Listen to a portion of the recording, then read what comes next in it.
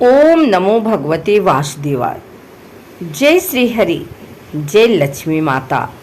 भक्तों, आज हम सुनेंगे पवित्र मदन द्वादशी व्रत की कथा, जिसे सुनने मात्र से जीवन के सारे कष्ट दूर होते हैं और सुख समृद्धि की प्राप्ति होती है।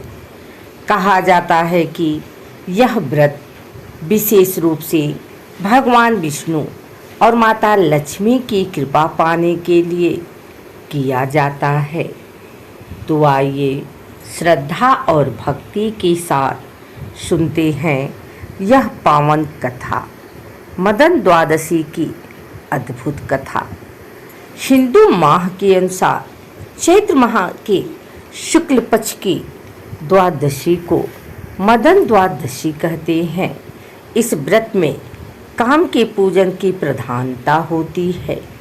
मदन कामदेव का ही पर्यायवाची है, इसीलिए इसे मदन द्वादशी कहा जाता है।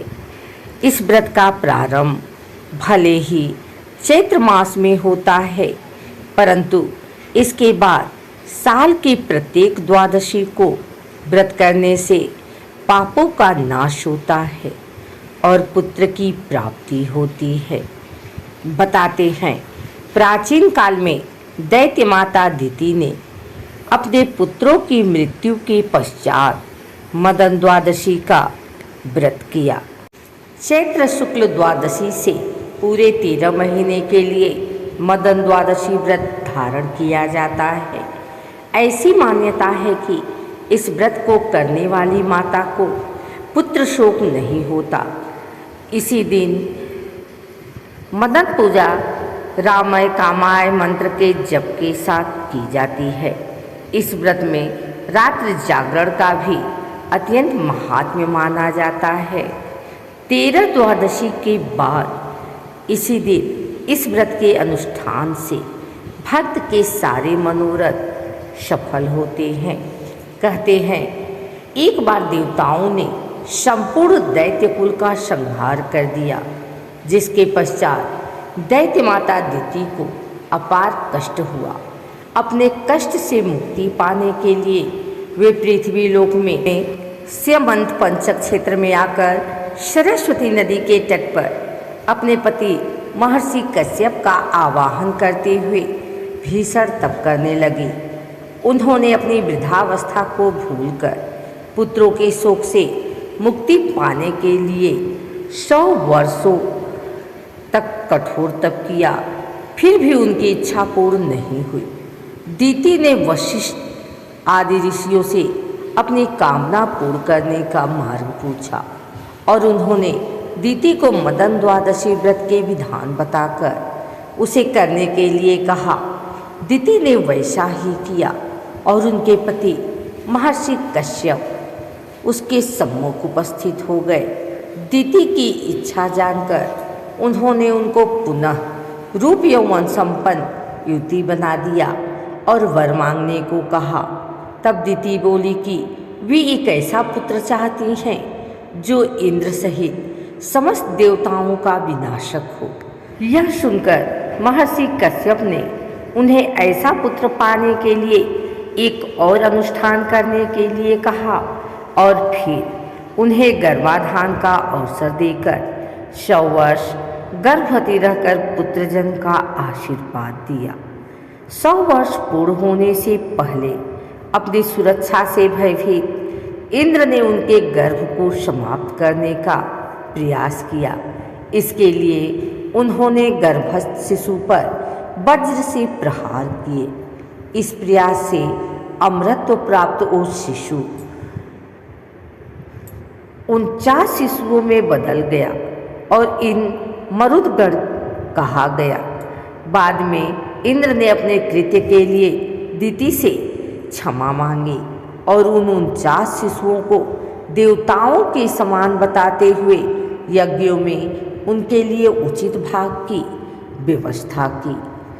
आइए सुनते हैं मदन द्वादशी की एक अन्य कथा।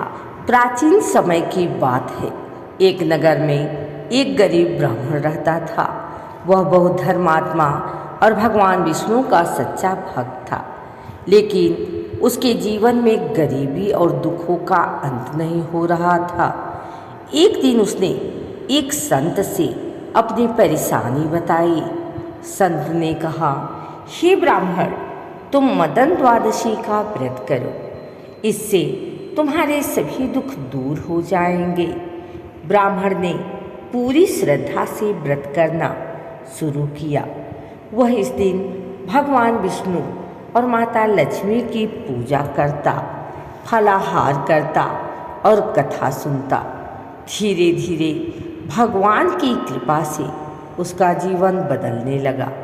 उसके घर में सुख समृद्धि आने लगी और सभी कष्ट दूर हो गए।